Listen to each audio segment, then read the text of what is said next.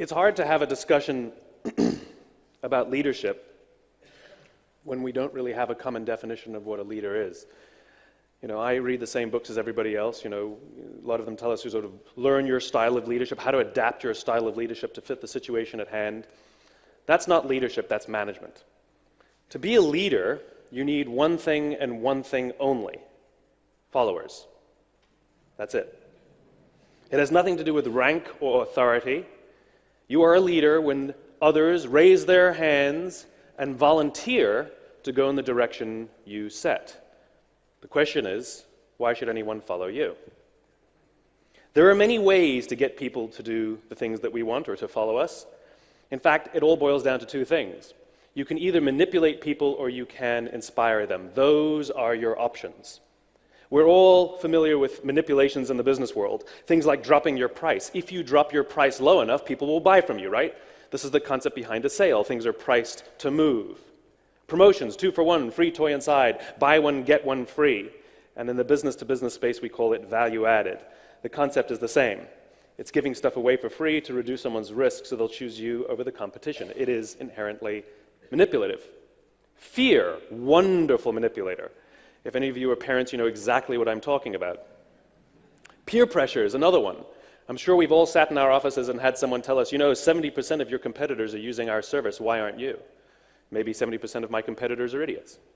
Or maybe 70% of them were offered a price so low they couldn't resist. I don't know.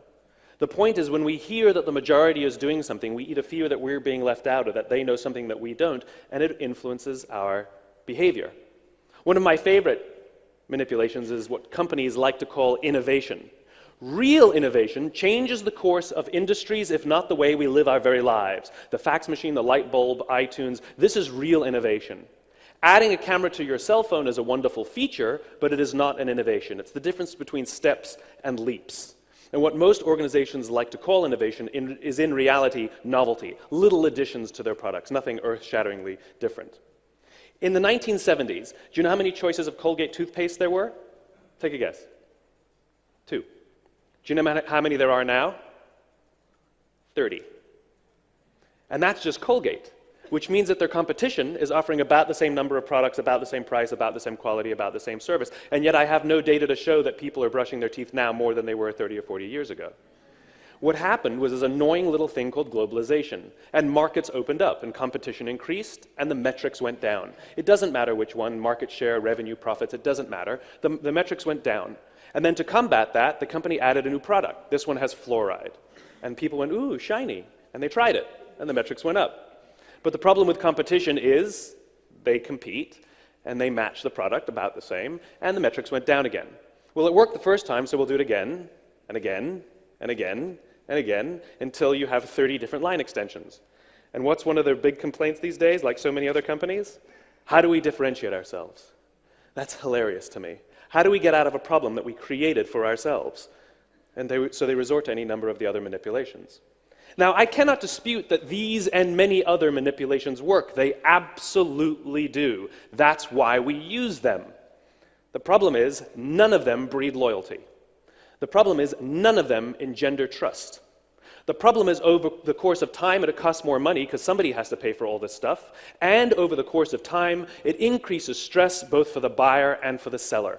We live in a world today in which most products and most services, B2B or B2C, are sold this way. In other words, people are being bombarded with manipulations from all sides for all reasons from any number of products. It is stressful to be a decision maker these days. It is stressful to decide which product or which service is right for me.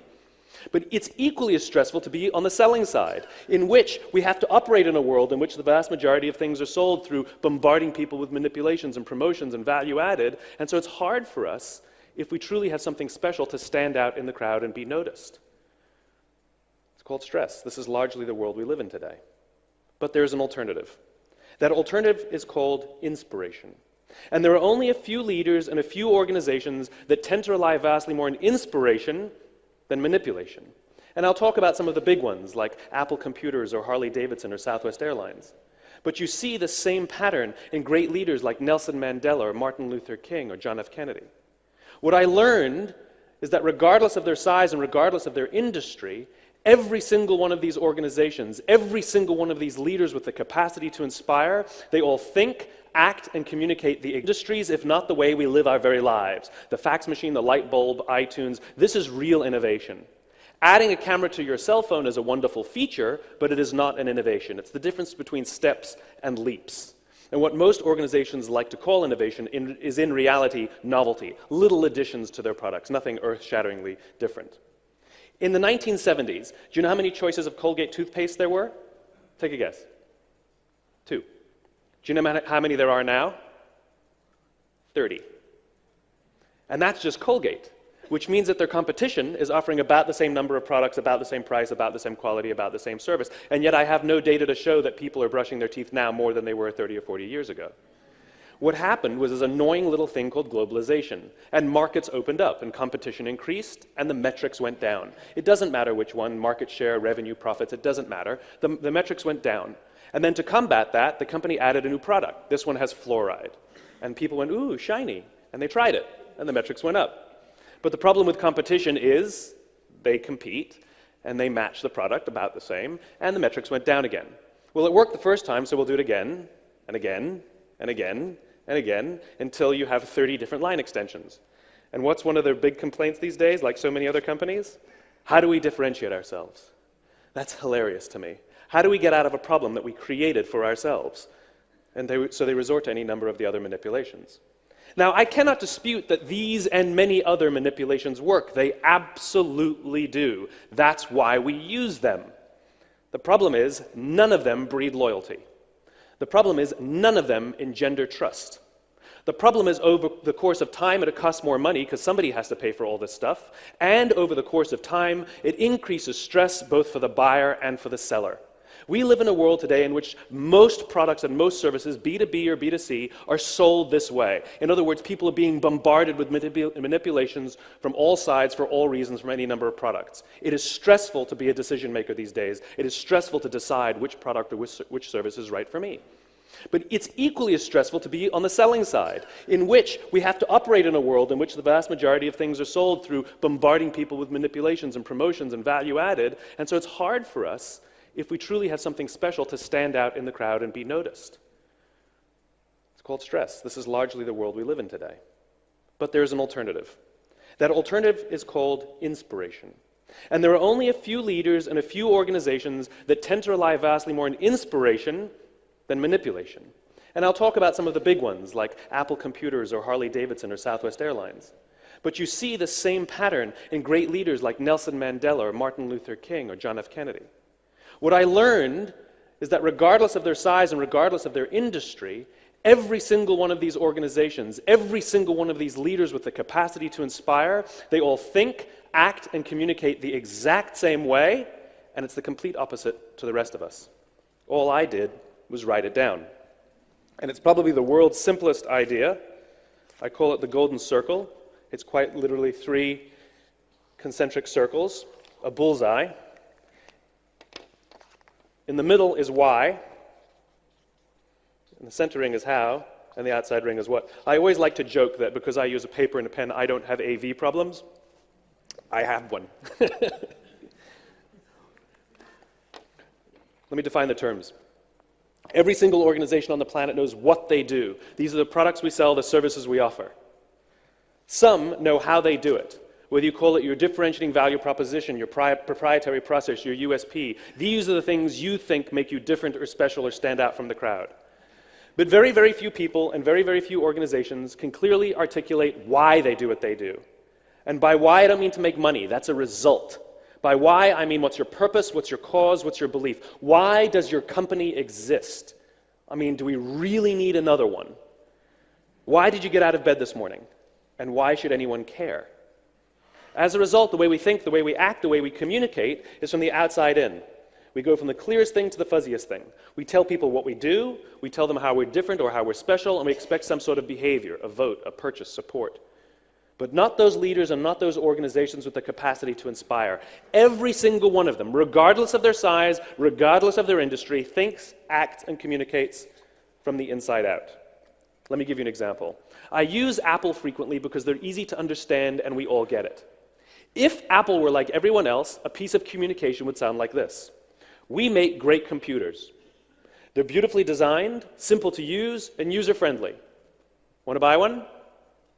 Meh. This is normal. This is how most organizations communicate. Here's our new car. It's got tinted windows, great gas mileage, leather seats, choose us. Here's our law firm. We've got all the best lawyers, we went to all the best schools, we win all of our cases, we work with some of the largest companies, hire us. Here's how Apple actually communicates. They start with why. Here's what they say. Everything we do, we believe in challenging the status quo. The way we challenge the status quo is by making our products beautifully designed, simple to use, and user-friendly. We just happen to make great computers. Want to buy one? It's totally different. It actually feels different. No trickery, no manipulation, no celebrity endorsements. All I did was reverse the order of the information. What it starts to show us is that it's not what you do that matters, it's why you do it. And people don't buy what you do, they buy why you do it. And what you do simply serves as tangible proof of what you believe. This is the reason why every single person in this room is perfectly comfortable with the idea that Apple sells computers and DVRs and phones and all these other products. MP3 players. Apple is not unique. Every single one of their competitors, pick one, it doesn't matter. Every single one of their competitors is equally qualified to make every single product that Apple makes. Apple does not have a lock on any of the resources. Everybody has equal access to the same talent, the same consultants, the same agencies, the same resources, the same media. It's a zero-sum game. The difference is their competitors have defined themselves by what they do. We make computers. Apple has defined themselves by why they exist. To challenge the status quo, to give the individual the opportunity to stand up to Big Brother, to give the individual the ability to do their own thing. And everything they say and everything they do proves what they believe. A few years ago, Dell, a perfectly good company that makes perfectly good products, came out with MP3 players. They are every little bit qualified to make these products. The difference is, nobody bought one. We couldn't imagine buying an MP3 player from a computer company, but we do it every day, because it's not what you do that matters, it's why you do it. And what you do serves as the tangible proof of what you believe.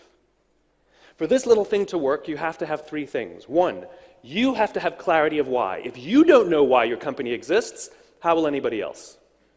Two, you have to have discipline of how. You have to hold yourself and your people accountable to your own guiding principles and your own values. And thirdly, you have to have consistency of what? Everything you say and everything you do has to prove what you believe. At the end of the day, we live in the tangible world. At the end of the day, the only way people will know what you believe is if you say and do the things you actually believe. This is the concept behind authenticity. People are always telling us, people prefer to vote for the authentic candidate. They prefer to buy from the authentic brand. What does that mean? What that means is those people in those organizations say and do what they actually believe. That's all that authenticity means. You have to say and do what you actually believe. And the reason is simple. The reason the human race is so successful is not because we're the strongest and not because we're the smartest. It's because we're social animals. It's because we have the ability to form cultures and communities. What's a country? It's a group of people with a common set of values and beliefs. What's a culture? It's a group of people with a common set of values and beliefs. What's a neighborhood? It's a group of people with a common set of values and beliefs. What's a company? It should be a group of people with a common set of values and beliefs. When we're surrounded by people who believe what we believe, something remarkable happens. Trust emerges. Make no mistake of it, trust is a feeling. Trust is a human condition. Simply doing everything you say you're going to do does not mean people will trust you. It just means you're reliable. We all have friends that screw up sometimes, and yet we still trust them. Trust is born out of a common set of values and beliefs, and it is absolutely essential for our survival. Because when we're surrounded by people we trust and who trust us, we're more willing to take risks, we're more willing to explore, we're more willing to experiment, which requires failure, all with the confidence that if we turn our backs, go away, or fall down, someone from within our communities will watch our backs, watch our stuff, and help us up when we fall down. Absent trust, we still have the will to survive, but absent trust, it's every man for himself. And it becomes selfish and destructive, and we act more and more and more short-term. Great organizations are not the ones that outperform necessarily every quarter. Great organizations are the ones that in hard times, people come together. You want to know why Lehman Brothers failed? Lehman was exceptionally good at what they did. They were exceptionally good at how they did it. But at the slightest shimmy, the whole thing collapsed. Not in months, not in weeks, in days. Great organizations in hard times come together. It's like the quality of a crew. We cannot judge the quality of a crew when the seas are calm. We cannot judge the quality of a company when the economy is good. Just because they're making money is no indication of how strong the organization and how strong the culture is. However, when the seas are rough, how good is the crew? Do they run to each other's aids, or do they jump off the ship, all with the same thing? Every man for himself. Got to look after numero uno, got to pay the bills, got to feed the family, got to survive. Great organizations, the people sacrifice themselves for each other. In the military, they give medals to people who are willing to sacrifice themselves so that others may gain. In business, we give bonuses to people who are willing to sacrifice others so that we may gain. We have it backwards. This is not my opinion. This is grounded in the tenets of biology, not psychology, but biology. If you look at a cross-section of the human brain evolved into three major sections that corresponds precisely with this little idea. The outside area is called our neocortex. It's our Homo sapien brain, responsible for all of our rational and analytical thought and language. The middle two sections make up our limbic brains, and our limbic brains are responsible for all of our feelings, like trust and loyalty. It's also responsible for all human behavior, all decision-making, and it has no capacity for language. This is why you can't ask your customers, why do you do business with us? Why do you love us? They can't tell you, because the part of the brain that controls decision-making doesn't control language. This is where gut decisions come from. There is no part of your stomach that controls decision-making. And it's not in your blood, and it's not in your bones, and you're not following your heart. We ascribe it to different parts of our body because the part of our brain that controls language doesn't control decision-making. And it's not an accident that we use the verb to feel to describe gut decisions. I know all the data says we should do that, but it doesn't feel right. That would be biologically accurate. The part of the brain that controls feeling controls decision-making. This is also the reason why the question, why do you love your husband or why do you love your wife, is a difficult question. Why do you love your wife? I don't know. That's where most people start. You've been married for 15 years and you don't know why you love your wife, you know? She's smart, she's fun, I can trust her, I've known her forever, you know? Sounds like a golden retriever, right? And then we start saying things that don't even make sense, right? She completes me.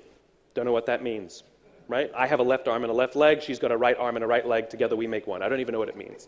What we're attempting to do is verbalize the feelings we have towards a person or an organization with the part of the brain that doesn't control language. And so we make things up, we rationalize, or we actually say things that don't make sense. How many of you love your Macintosh computer or know someone who loves their Macintosh computer? Okay, they always put their hands up so quickly, they're always so excited. You can always tell people who love their Macs, because when you try to explain to them rationally, based on facts and figures, they actually bought substandard computers, they start foaming at the mouth.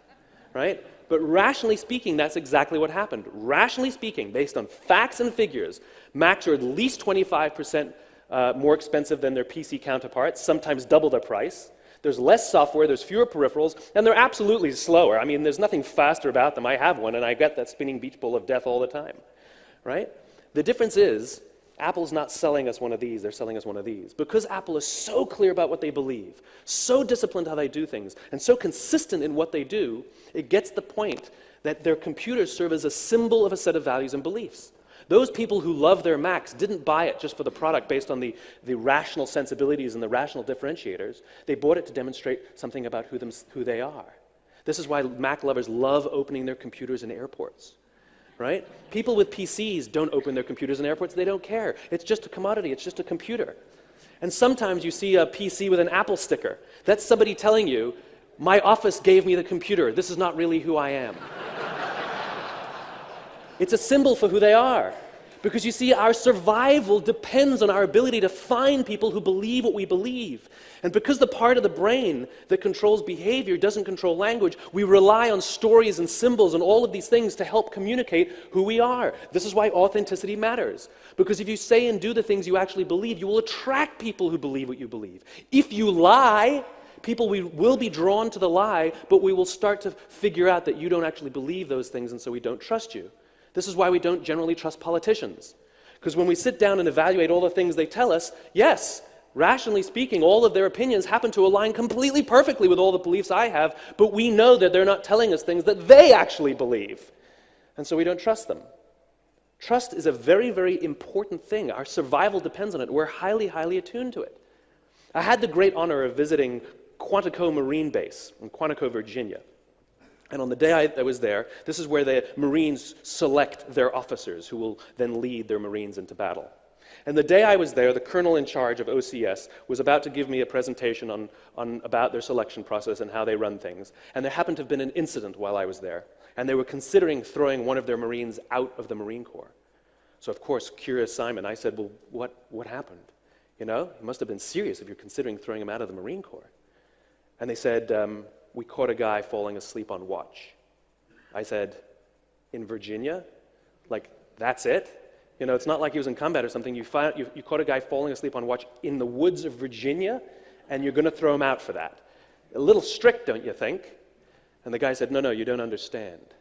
He said when we questioned him about it, he denied it. When we questioned him about it again, he denied it again.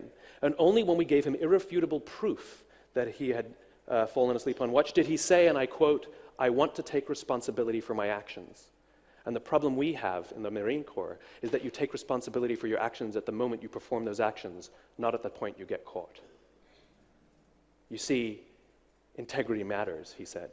If I'm going to put him in charge of a group of Marines in combat, and they're not 100% sure that every word that comes out of his mouth is the truth, if there's any doubt that he's saying things to cover his own skin, it puts people in danger and people will die. Unless you're completely honest, we cannot have you in our Marine Corps and we cannot let you lead. Being honest is a very, very simple thing. All it means is you tell the truth. I would rather you disappoint with the truth than appease with a lie. And it goes back to our survival instinct. If we sense for a moment that someone is lying to us, the question is, will we be able to go into a foxhole with them? Again, there's a benefit to group living in an anthropological sense. It means that we can fall asleep and trust that others in our group will watch for danger. And if we don't trust that we can fall asleep and allow others to watch for danger, we fear they're going to take something from us or not alert us to danger or not wake us or not defend us, then we'll never fall asleep and we'll never trust anybody and eventually we'll all die. This is how powerful this stuff is. We all have the natural capacity to find people who believe what we believe. Like I said, we're hardwired for this. If I ask you to go out in the street and find the people who believe what you believe, you know exactly what to do. You're going to strike up a conversation. This is why we say sales is about relationships, no kidding, right?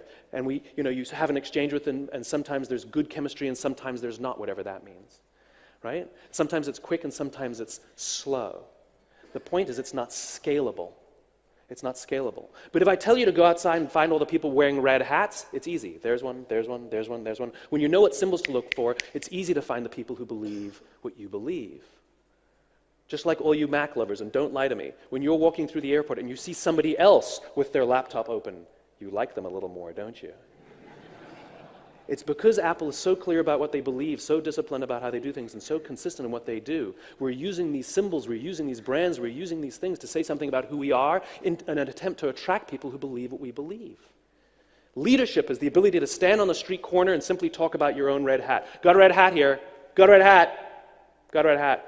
And all the other red hatters, whether they can see their own red hat or not, whether they know their own why or not, are eerily drawn to you because you're the one capable of putting their values and beliefs into words, and they can use you to say something about who they are. People who are most loyal to your company are the ones who see their jobs as a reflection of who they are and what they believe. They see your company as a reflection of who they are and what they believe.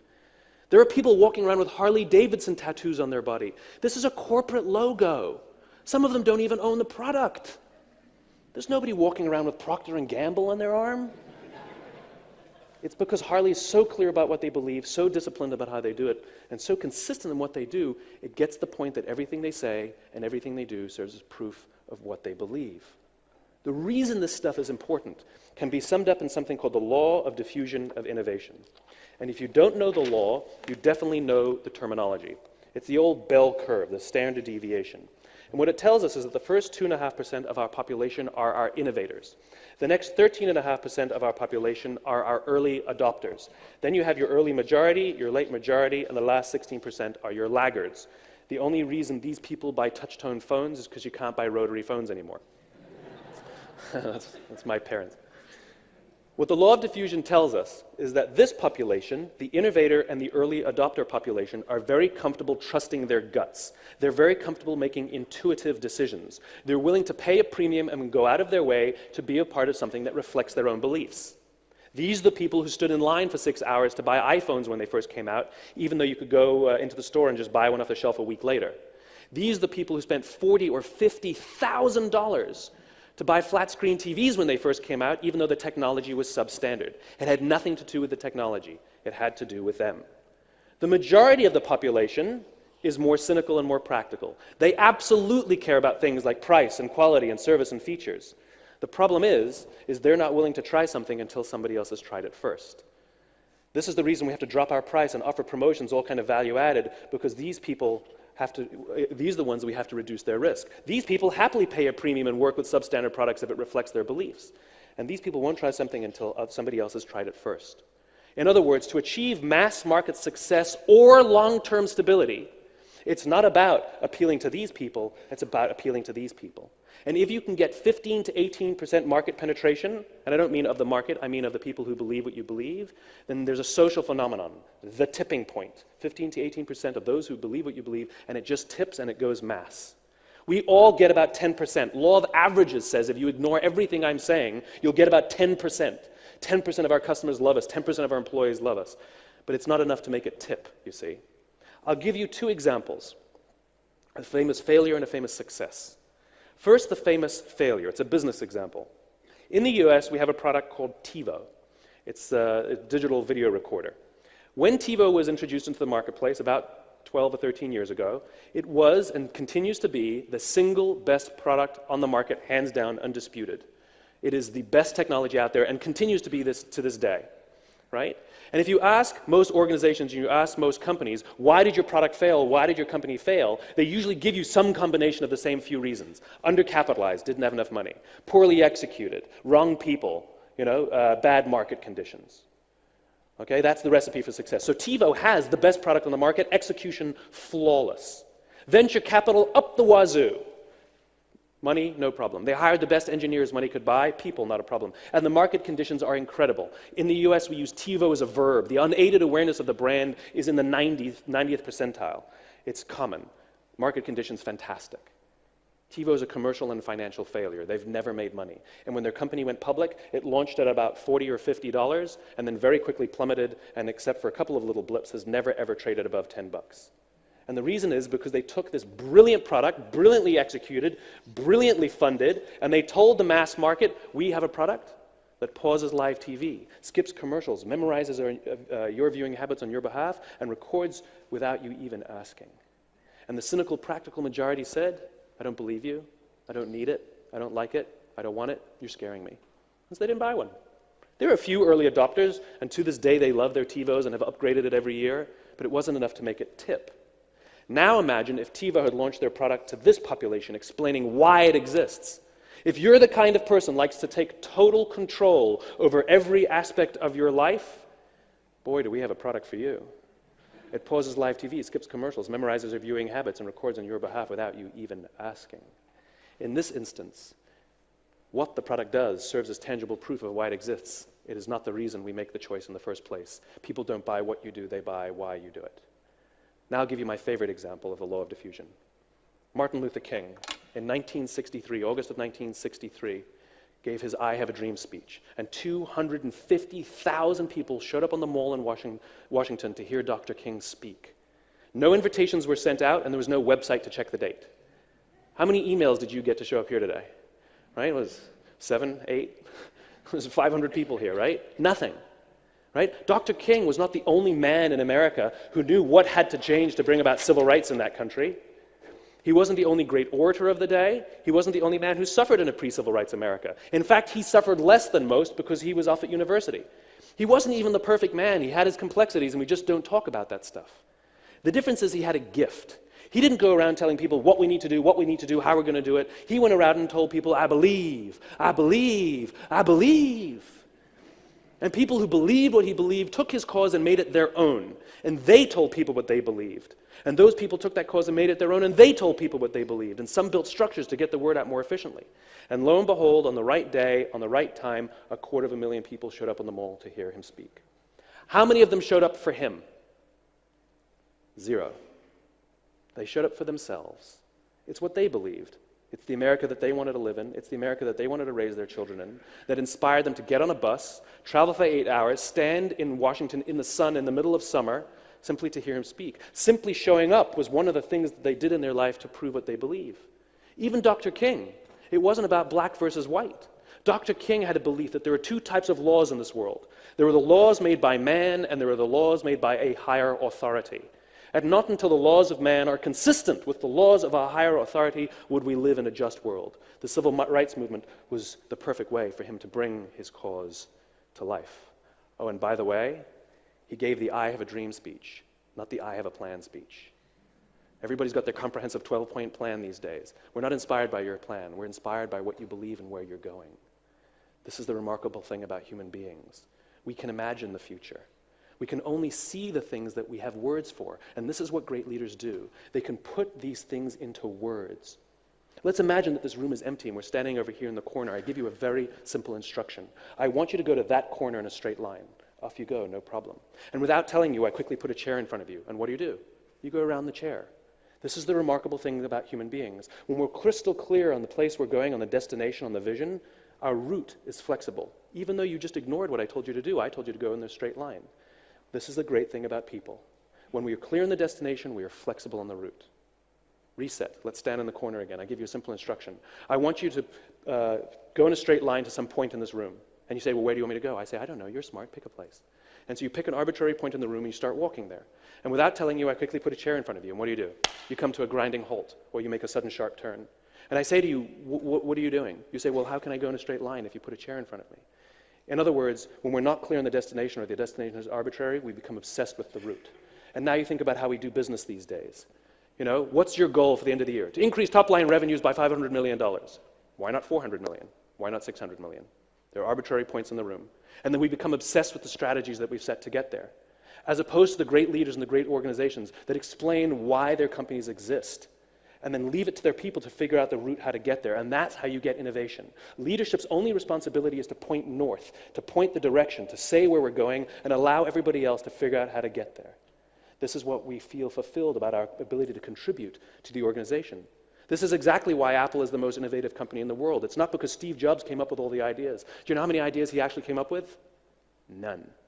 Even Steve Wozniak was the one who built the computer in the first place.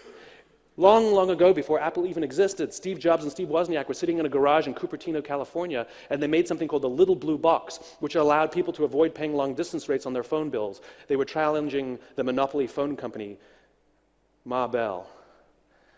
And then they started Apple, and they challenged Big Blue, the existing monopoly computer platform, IBM. And then they challenged Microsoft, and then they challenged the phone industry, and then they challenged the music industry, and now they're challenging the publishing industry, and if you're in television and movies, you're next.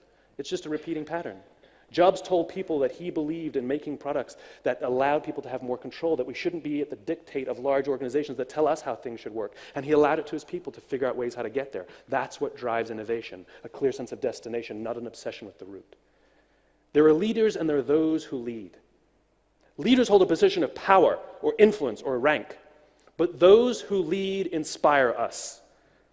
And whether they're individuals or organizations, we follow those who lead not because we have to, but because we want to. And we follow those who lead not for them, but for ourselves. This is for those who want to inspire those around them. This is for those who want to find someone to inspire them. Thank you very much.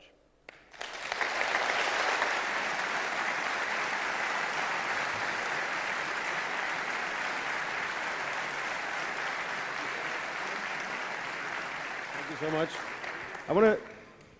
It sounds very good, with all due respect. Very well presented. Thank you. But how can these executives here be sure? How do you know that when they go back home and they start asking themselves the question why, that it is actually going to change the way their operation operate and the profit that they make? Well, how do I know? I don't. But you know, these things are like it's like having a family. You know, you as a parent know that the right thing to do to raise your children right is to afford them every ability to access to education, and you know that it's your responsibility to help them understand their strengths and build on their strengths, and you know that it's your responsibility to encourage and push them, sometimes discipline them, sometimes help them up, sometimes let them falter by themselves, all with the hope and aspiration that they will achieve more than even you could achieve. Unfortunately, you will not see the results of your investment for 30 years, 20 years. You're not going to see it, and yet we know that that's the right thing to do. Even at the age of 16, 17, 18, you have no clue if everything you've done as a parent will pay off, right? And yet instinctively, we still do what we believe and know is the right thing to do. Businesses are exactly the same. You have two families, one at work and one at home. Great leaders, great bosses, great coaches, great drill instructors, it doesn't matter. Those that have the responsibility for others act like parents. They take it upon themselves to give their employees access to as much education, as much competence, as much as they can learn, open the doors to them, allow them to fail, help them up, all with the desire and the want to see that they succeed beyond even what we could hope to achieve. And this is what you see in great organizations. They make it their complete obsession to help their people grow, as opposed to having one bad quarter and laying people off. You can't lay off your children if they have a bad report card. So it's an investment. So, what, if I may try to rephrase you, what you're really saying is that this is not necessarily a thing that will lead to more profit, but it will give you a feeling that you are doing something good while at work. Oh, no. It will lead to more profit. Now, the question... How do you know? Every single organization that obeys these things is more successful than those who don't. More importantly, they can sustain things like innovation, they can sustain things like profitability, they can sustain things like loyalty for the long term. I'm unimpressed by organizations that are able to prove that they've done something for 1 year or 2 years. Let's talk about 30, 40, or 50 years. 80% of the Dow Index are companies 35 years or younger. That's not impressive. Organizations that can last are impressive. And more importantly, when you have trust in your people and your people have trust in you, when your people believe that you're willing to go to bat for them and protect them, guess what? They will give everything. They will give blood, sweat, and tears to you. If they don't believe that you'll go to bat for them, then they're just working for your money. And so if you have the desire to be more innovative, if you have the desire for longevity, if you have the desire that during hard times your people will be there for you and won't abandon you, then these things are helpful. If you don't really care and you just want to play a quarterly game and every single day is more stressful than the last, more power to you. But Simon, if I may, so I'm assuming that you're also actually selling some sort of product here, right? Now my question to you is, so where is this why taking you? Where are you? Are you part of this? Are you somewhere else? I have nothing to sell, but that's fine. I come here, I'll tell you why I'm here, because I have a vision of the world. I believe that fulfillment is a right and not a privilege. I believe it is not for the chosen few to love what they do and enjoy going to work. I believe every single one of us has the right to wake up every single morning to inspired to go to work and come home fulfilled by the work that we do. I'm committed to this vision, and so I will play my small part, which is I have some tools and some ideas and perspective that may help point us that direction. I play one piece of a jigsaw puzzle. The reason I come and do events like this is because you're actually building the companies. You're the ones actually responsible for the human beings that will be fulfilled. And so if I can give you some pieces that will actually help your people love coming to work and help you love coming to work, oh, and by the way, you'll also be more innovative, more profitable, and have greater loyalty, then so be it. That's my piece of the puzzle. As for me, I'm living proof of this. A few years ago, I went through a struggle in my own business where I didn't know why I was doing what I was doing. I completely lost my passion for what I was doing. And people gave me stupid advice like, do what you love. It's like, I'm doing the same thing, I don't love it anymore, And so when I learned that every single organization on the planet, even our own careers, always function on these three levels, what we do, how we do it, and why we do it, and if one of those pieces is missing, it'll be out of balance, the system will be out of balance, I realized that I knew what I did, I knew how I did it, but I didn't know why, and I completely committed myself to finding out this for myself. It restored my passion to levels I'd never experienced prior. And I shared it with my friends, because that's what we do. We share beautiful things with the people we love. They invited me to their homes to share it with their friends, and so it goes on. And I'm the same idiot that I was, a few years ago. I'm still a moron when it comes to running a business. I haven't learned anything new. And yet the life that I lead right now, where I get to advise ambassadors and members of Congress, and I work at the highest levels of military and work with, CEOs of the largest corporations and get invited to nice places like this to speak to the likes of you, are not because I'm smarter than I was. It's because I made the conscious decision to start from here as opposed to starting from here.